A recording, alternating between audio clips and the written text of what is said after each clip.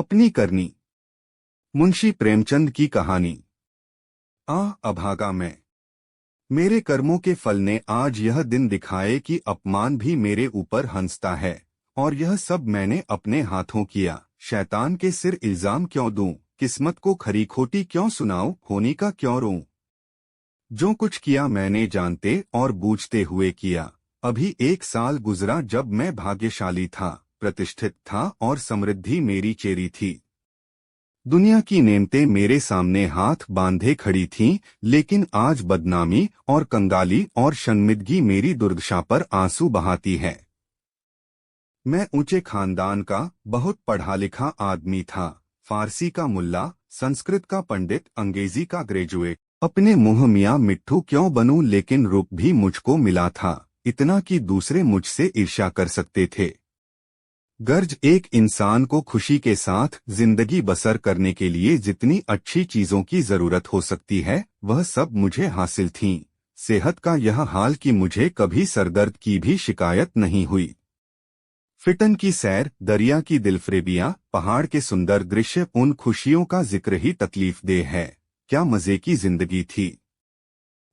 यहाँ तक तो अपना दर्दे दिल सुना सकता हूँ, लेकिन इसके आगे फिर होठों पर खामोशी की मुहर लगी हुई है। एक सती साध्वी, प्रतिप्राणा स्त्री और 2 गुलाब के फूल से बच्चे इंसान के लिए जिन खुशियों, आरजुओं, हौसलों और दिलफरेबियों का खजाना हो सकते हैं, वह सब मुझे प्राप्त था। मैं इस योग्य नहीं कि उस पतित्र स्त्री का नाम जबान पर लाऊं। मैं इस योग्य नहीं कि अपने को उन लड़कों का बाप कह सकूं। मगर नसीब का कुछ ऐसा खेल था कि मैंने उन बिहिश्ती नेमतों की कदर न की, जिस औरत ने मेरे हुक्म और अपनी इच्छा में कभी कोई भेद नहीं किया, जो मेरी सारी बुराइयों के बावजूद कभी शिकायत का एक हर्फ ज़बान पर नहीं लाई, जिसका गुस्सा कभी आंखों से आगे नहीं बढ़ने पाया। गुस्सा क्या था, कुआर की बरखा थी, 2-4 हल्की हल्की बूंदें पड़ी और फिर आसमान साफ हो गया। अपनी दीवानगी के नशे में मैंने उस देवी की कदर न की। मैंने उसे जलाया, रुलाया, तड़पाया। मैंने उसके साथ दगा की। जब मैं 2-2 बजे रात को घर लौटता था, तो मुझे कैसे कैसे बहाने सूझते थे, नित नए हीले गढ़ता था। शायद विद्यार्थी जीवन में जब बैंड के मजे से मदरसे जाने की इजाजत न देते थे, उस वक्त भी बुद्धि इतनी प्रखर न थी। और क्या उस क्षमा की देवी को मेरी बातों पर यकीन आता था? वह भोली थी मगर ऐसी नादान न थी। मेरी खुमार भरी आंखें और मेरे उथले भाव और मेरे झूठे प्रेम प्रदर्शन का रहस्य क्या उससे छिपा रह सकता था? लेकिन उसकी रग रग में शराफत भरी हुई थी। कोई कमीना ख्याल उसकी जबान पर नहीं आ सकता था। वह उन बातों का जिक्र करके या अपने संदेहों को खुले आम दिखलाकर हमारे पवित्र संबंध में खिंचाव या बदमज़गी पैदा करना बहुत अनुचित समझती थी। मुझे उसके विचार उसके माथे पर लिखे मालूम होते थे। उन बदमज़गियों के मुकाबले में उसे जलना और रोना ज्यादा पसंद था। शायद वह समझती थी कि मेरा नशा खुद ब खुद उतर जाएगा। काश इस शराफत के बदले उसके स्वभाव में कुछ ओछापन और अनुदारता भी होती। काश वह अपने अधिकारों को अपने हाथ में रखना जानती। काश वह इतनी सीधी न होती। काश वह अपने मन के भावों को छिपाने में इतनी कुशल न होती। काश वह इतनी मक्कार न होती। लेकिन मेरी मक्कारी और उसकी मक्कारी में कितना अंतर था। मेरी मक्कारी हरामकारी थी, उसकी मक्कारी आत्मबलिदानी। एक रोज मैं अपने काम से फुसरत पाकर शाम के वक्त मनोरंजन के लिए आनंद वाटिका में पहुंचा और संगमरमर के हौस पर बैठकर मछलियों का तमाशा देखने लगा। एकाएक निगाह ऊपर उठी तो मैंने एक औरत का बेले की झाड़ियों में फूल चुनते देखा। उसके कपड़े मैले थे और जवानी की ताजगी और गर्व को छोड़कर उसके चेहरे में कोई ऐसी खास बात न थी। उसने मेरी तरफ आंखें उठाईं और फिर फूल चुनने में लग गई, गोया उसने कुछ देखा ही नहीं। उसके इस अंदाज ने, चाहे वह उसकी सरलता ही क्यों न रही हो, मेरी वासना को और भी उद्दीप्त कर दिया। मेरे लिए यह एक नई बात थी कि कोई औरत इस तरह देखे कि जैसे उसने नहीं देखा। मैं उठा और धीरे धीरे कभी जमीन और कभी आसमान की तरफ ताकते हुए बेले की झाड़ियों के पास जाकर खुद भी फूल चुनने लगा। इस ढिठाई का नतीजा यह हुआ कि वह मालिन की लड़की वहां से तेजी के साथ बाग के दूसरे हिस्से में चली गई। उस दिन से मालूम नहीं वह कौन सा आकर्षण था जो मुझे रोज शाम के वक्त आनंद वाटिका की तरफ खींच ले जाता। उसे मोहब्बत हरगिज नहीं कह सकते। अगर मुझे उस वक्त भगवान न करें उस लड़की के बारे में कोई शोक समाचार मिलता तो शायद मेरी आंखों से आंसू भी न निकले। जोगियां धारण करने की तो चर्चा ही व्यर्थ है। मैं रोज जाता और नए नए रूप धर कर जाता, लेकिन जिस प्रकृति ने मुझे अच्छा रूप रंग दिया था उसी ने मुझे वाचालता से वंचित भी कर रखा था। मैं रोज जाता और रोज लौट जाता, प्रेम की मंजिल में एक कदम भी आगे न बढ़ पाता था। हाँ, इतना अलबत्ता हो गया कि उसे वह पहली सी झिझक न रही। आखिर इस शांतिपूर्ण नीति को सफल बनाने न होते देख मैंने एक नई युक्ति सोची। एक रोज मैं अपने साथ अपने शैतान बुलडॉग तामी को भी लेता गया। जब शाम हो गई और वह मेरे धैर्य का नाश करने वाली फूलों से आंचल भरकर अपने घर की ओर चली तो मैंने अपने बुलडॉग को धीरे से इशारा कर दिया। बुलडॉग उसकी तरफ बांस की तरफ झपटा। फूलमती ने एक चीख मारी, 2-4 कदम दौड़ी और जमीन पर गिर पड़ी। अब मैं छड़ी हिलाता, बुलडॉग की तरफ गुस्से भरी आंखों से देखता और हाँ यहाँ ये चिल्लाता हुआ दौड़ा और उसे जोर से 2-3 डंडे लगाए। फिर मैंने बिखरे हुए फूलों को समेटा, सहमी हुई औरत का हाथ पकड़कर बिठा दिया और बहुत लज्जित और दुखी भाव से बोला, यह कितना बड़ा बदमाश है, अब इसे अपने साथ कभी नहीं लाऊंगा। तुम्हें इसने काट तो नहीं लिया? फूलमती ने चादर से सर को ढांकते हुए कहा, तुम न आ जाते तो वह मुझे नोच डालता। मेरे तो जैसे मन भर में पैर हो गए थे। मेरा कलेजा तो अभी तक धड़क रहा है। यह तीर लक्ष्य पर बैठा। खामोशी की मुहर टूट गई। बातचीत का सिलसिला कायम हुआ। बांध में एक दरार हो जाने की देर थी। फिर तो मन की उमंगों ने खुद ब खुद काम करना शुरू किया। मैंने जैसे जैसे जाल फैलाए, जैसे जैसे स्वांग रचे, वह रंगीन तबीयत के लोग खूब जानते हैं। और यह सब क्यों? मोहब्बत से नहीं, सिर्फ जरा देर दिल को खुश करने के लिए, सिर्फ उसके भरे पूरे शरीर और भोलेपन पर रीझ कर।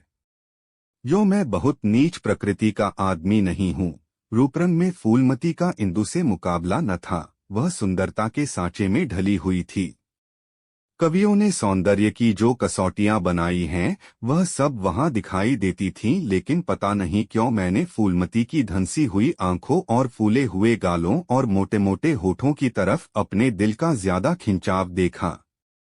आना जाना बढ़ा और महीना भर भी गुजरने न पाया कि मैं उसकी मोहब्बत के जाल में पूरी तरह फंस गया। मुझे अब घर की सादा जिंदगी में कोई आनंद न आता था, लेकिन दिल ज्यों-ज्यों घर से उचटता जाता था त्यों-त्यों मैं पत्नी के प्रति प्रेम का प्रदर्शन और भी अधिक करता था।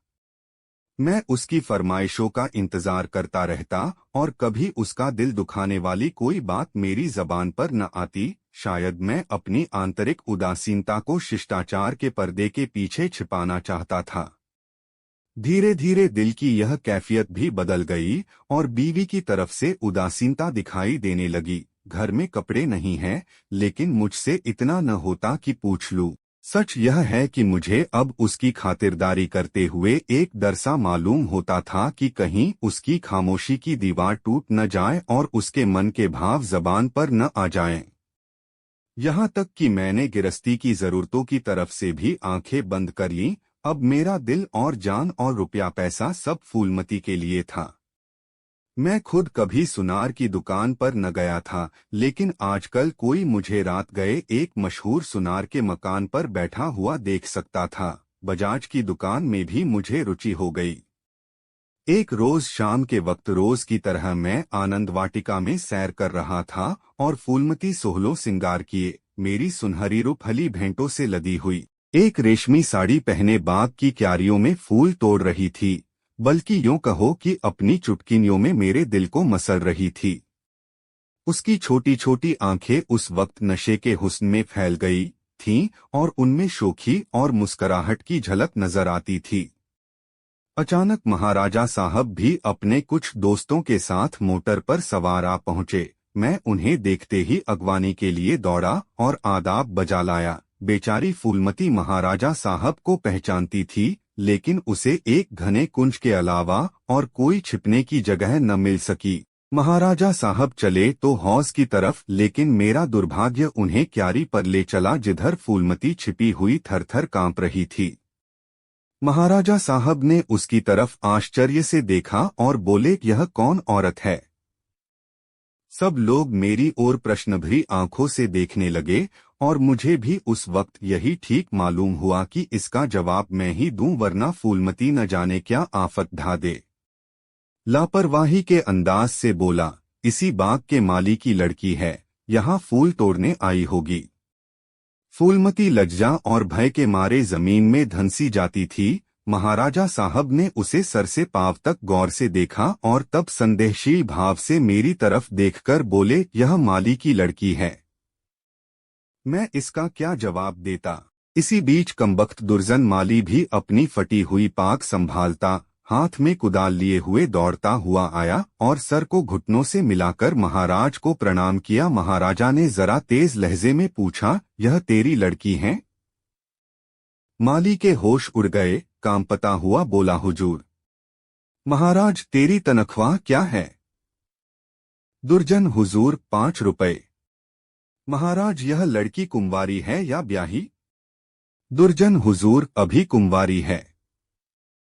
महाराज ने गुस्से में कहा, या तो तू चोरी करता है या डाका मारता है, वरना यह कभी नहीं हो सकता कि तेरी लड़की अमीरजादी बनकर रह सके। मुझे इसी वक्त इसका जवाब देना होगा, वरना मैं तुझे पुलिस के सुपुर्द कर दूंगा। ऐसे चाल चलन के आदमी को मैं अपने यहाँ नहीं रख सकता। माली की तो घिघी बंध गई और मेरी यह हालत थी कि काटो तो बदन में लहू नहीं। दुनिया अंधेरी मालूम होती थी। मैं समझ गया कि आज मेरी शामत सर पर सवार है, वह मुझे जड़ से उखाड़कर दम लेगी। महाराजा साहब ने माली को जोर से डांटकर पूछा, तू खामोश क्यों है, बोलता क्यों नहीं? दुर्जन फूट-फट कर रोने लगा। जब जरा आवाज सुधरी तो बोला, हुजूर, बाप दादे से सरकार का नमक खाता हूँ, अब मेरे बुढ़ापे पर दया कीजिए। यह सब मेरे फूटे नसीबों का फेर है। धर्मावतार, इस छोकरी ने मेरी नाक कटा दी, कुल का नाम मिटा दिया। अब मैं कहीं मुंह दिखाने लायक नहीं हूँ। इसको सब तरह से समझा बुझाकर हार गए हुजूर, लेकिन मेरी बात सुनती ही नहीं। तो क्या करूँ? हुजूर माई बाप हैं, आपसे क्या पर्दा करूँ? उसे अब अमीरों के साथ रहना अच्छा लगता है, और आजकल के रईसों और अमीरों को क्या कहूँ, दीनबंधु सब जानते हैं। महाराजा साहब ने जरा देर गौर करके पूछा, क्या उसका किसी सरकारी नौकर से संबंध है? दुर्जन ने सर झुकाकर कहा, हुजूर। महाराज साहब, वह कौन आदमी है, तुम्हें उसे बतलाना होगा। दुर्जन, महाराज जब पूछेंगे बता दूंगा, सांच को आंच क्या। मैंने तो समझा था कि इसी वक्त सारा पर्दाफाश हुआ जाता है, लेकिन महाराजा साहब ने अपने दरबार के किसी मुलाजिम की इज्जत को इस तरह मिट्टी में मिलाना ठीक नहीं समझा। वे वहां से टहलते हुए मोटर पर बैठकर महल की तरफ चले।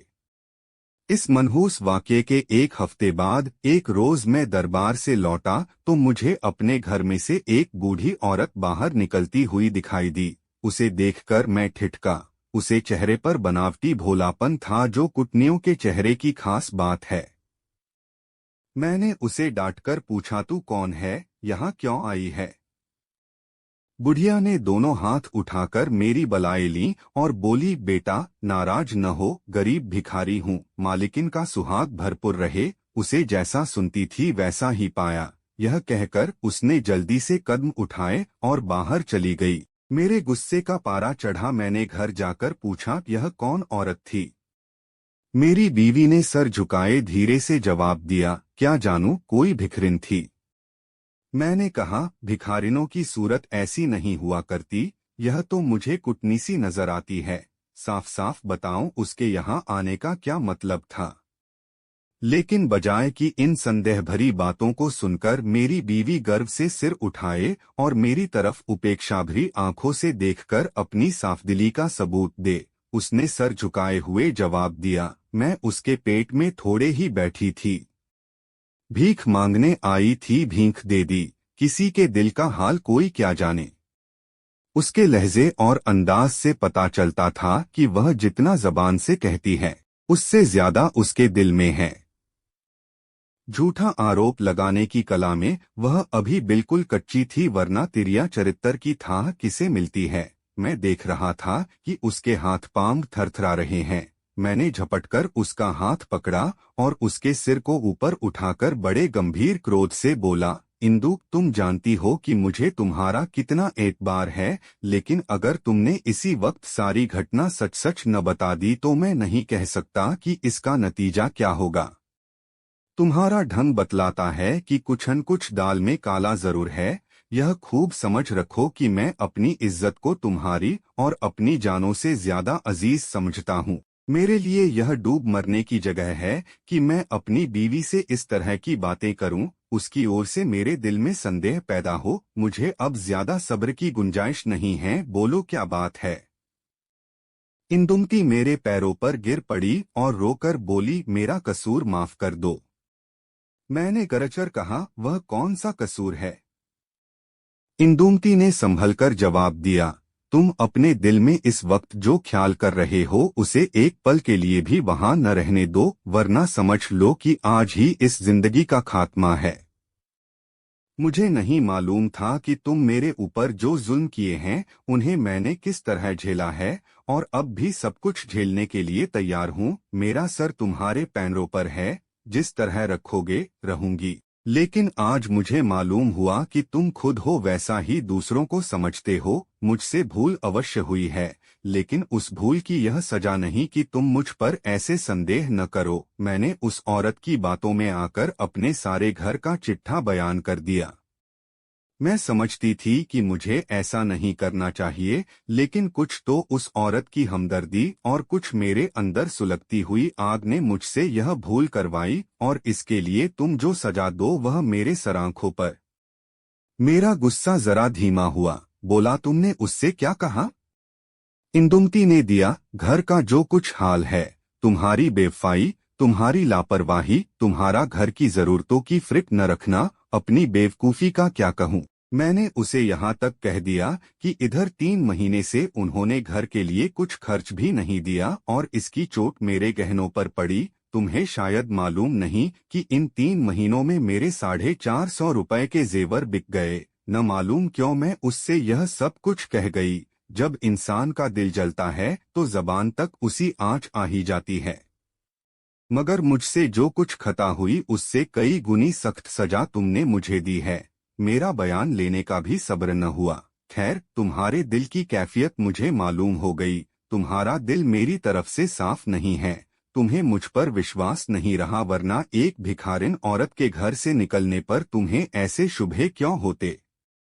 मैं सर पर हाथ रखकर बैठ गया। मालूम हो गया कि तबाही के सामान पूरे हुए जाते हैं।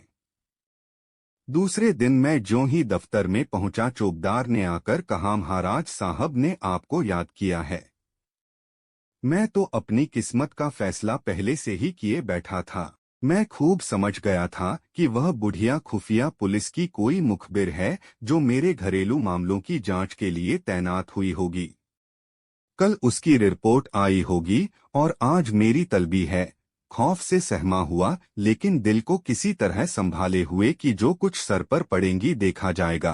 अभी से क्यों जान दूं। मैं महाराजा की खिदमत में पहुंचा। वह इस वक्त अपने पूजा के कमरे में अकेले बैठे हुए थे। कागजों का एक ढेर इधर उधर फैला हुआ था और वह खुद किसी ख्याल में डूबे हुए थे। मुझे देखते ही वह मेरी तरफ मुखातिब हुए। उनके चेहरे पर नाराजगी के लक्षण दिखाई दिए। बोले, कुंवर श्याम सिंह है, मुझे बहुत अफसोस है कि तुम्हारी बाबत मुझे जो बातें मालूम हुई वह मुझे इस बात के लिए मजबूर करती हैं कि तुम्हारे साथ सख्ती का बर्ताव किया जाए। तुम मेरे पुराने वसीकादार हो और तुम्हें यह गौरव कई पीढ़ियों से प्राप्त है। तुम्हारे बुजुर्गों ने हमारे खानदान की जान लगाकर सेवाएं की हैं और उन्हीं के सिले में यह वसीका दिया गया था, लेकिन तुमने अपनी हरकतों से अपने को इस कृपा के योग्य नहीं रखा। तुम्हें इसलिए वसीका मिलता था कि तुम अपने खानदान की परवरिश करो, अपने लड़कों को इस योग्य बनाओ कि वह राज्य की कुछ खिदमत कर सकें। उन्हें शारीरिक और नैतिक शिक्षा दो ताकि तुम्हारी जात से रियासत की भलाई हो, न कि इसलिए कि तुम इस रुपए को बेहुदा ऐशपस्ती और हरामकारी में खर्च करो। मुझे इस बात से बहुत तकलीफ होती है कि तुमने अब अपने बाल बच्चों की परवरिश की जिम्मेदारी से भी अपने को मुक्त समझ लिया है। अगर तुम्हारा यही ढंग रहा तो यकीनन वसीकादारों का एक पुराना खानदान मिट जाएगा। इसलिए आज से हमने तुम्हारा नाम वसीकादारों की फहरिस्त से खारिज कर दिया और तुम्हारी जगह तुम्हारी बीवी का नाम दर्ज किया गया। वह अपने लड़कों को पालने पोसने की जिम्मेदार है। तुम्हारा नाम रियासत के मालियों की फहरिस्त में लिया जाएगा। तुमने अपने को इसी के योग्य सिद्ध किया है और मुझे उम्मीद है कि यह तबादला तुम्हें नागवार न होगा। बस जाओ और मुमकिन हो तो अपने किए पर पछताओ। मुझे कुछ कहने का साहस न हुआ। मैंने बहुत धैर्यपूर्वक अपने किस्मत का यह फैसला सुना और घर की तरफ चला, लेकिन 2 ही 4 कदम चला था कि अचानक ख्याल आया, किसके घर जा रहे हो? तुम्हारा घर अब कहाँ है? मैं उल्टे कदम लौटा। जिस घर का मैं राजा था वहां दूसरों का आश्रित बनकर मुझसे नहीं रहा जाएगा, और रहा भी जाए तो मुझे रहना चाहिए। मेरा आचरण निश्चय ही अनुचित था, लेकिन मेरी नैतिक संवेदना अभी इतनी थोथी न हुई थी। मैंने पक्का इरादा कर लिया कि इसी वक्त इस शहर से भाग जाना मुनासिब है, वरना बात फैलते ही हमदर्दों और बुरा चेतने वालों का एक जमघट हालचाल पूछने के लिए आ जाएगा। दूसरों की सूखी हमदर्दियां सुननी पड़ेंगी, जिनके पर्दे में खुशी झलकती होगी। एक बारक सिर्फ एक बार मुझे फूलमती का ख्याल आया। उसके कारण यह सब दुर्गत हो रही है। उससे तो मिल ही लूं, मगर दिल ने रोका। क्या एक वैभवशाली आदमी की जो इज्जत होती थी वह अब मुझे हासिल हो सकती है? हरगिज नहीं। रूप की मंडी में वफा और मोहब्बत के मुकाबले में रुपया पैसा ज्यादा कीमती चीज है। मुमकिन है इस वक्त मुझ पर तरस खाकर या क्षणिक आवेश में आकर फूलमती मेरे साथ चलने पर आमादा हो जाए, लेकिन या क्षणिक आवेश में आकर फूलमती मेरे साथ चलने पर आमादा हो जाए, लेकिन उसे लेकर कहाँ जाऊंगा? पांवों में बेड़ियां डालकर चलना तो और भी मुश्किल है। इस तरह सोच विचार कर मैंने बंबई की राह ली और अब 2 साल से एक मिल में नौकर हूँ। तनख्वाह सिर्फ इतनी है कि ज्यों-त्यों जिंदगी का सिलसिला चलता रहे, लेकिन ईश्वर को धन्यवाद देता हूँ और इसी को यथेष्ट समझता हूँ। मैं एक बार गुप्त रूप से अपने घर गया था। फूलमती ने एक दूसरे रईस से रूप का सौदा कर लिया है, लेकिन मेरी पत्नी ने अपने प्रबंध कौशल से घर की हालत खूब संभाल ली है। मैंने अपने मकान को रात के समय लाल साभरी आंखों से देखा। दरवाजे पर 2 लालटेनें जल रही थीं और बच्चे इधर उधर खेल रहे थे। हर सफाई और सुथरापन दिखाई देता था। मुझे कुछ अखबारों के देखने से मालूम हुआ कि महीनों तक मेरे पते निशान के बारे में अखबारों में इश्तहार छपते रहे, लेकिन अब यह सूरत लेकर मैं वहां क्या जाऊंगा और यह कालिखलगा मुंह किसको दिखाऊंगा? अब तो मुझे इसी गिरीपरी हालत में जिंदगी के दिन काटने हैं, चाहे रोकर काटूं या हंसकर। मैं अपनी हरकतों पर अब बहुत शर्मिंदा हूँ। अफसोस मैंने उन नेमतों की कदर न की, उन्हें लात से ठोकर मारी। यह उसी की सजा है कि आज मुझे यह दिन देखना पड़ रहा है। मैं वह परवाना हूँ जिसकी खाक भी हवा के झोंकों से नहीं बची। उम्मीद करते हैं आपको यह वीडियो अच्छी लगी होगी। धन्यवाद आपका। वीडियो पसंद आई हो तो लाइक और शेयर कर दीजिएगा।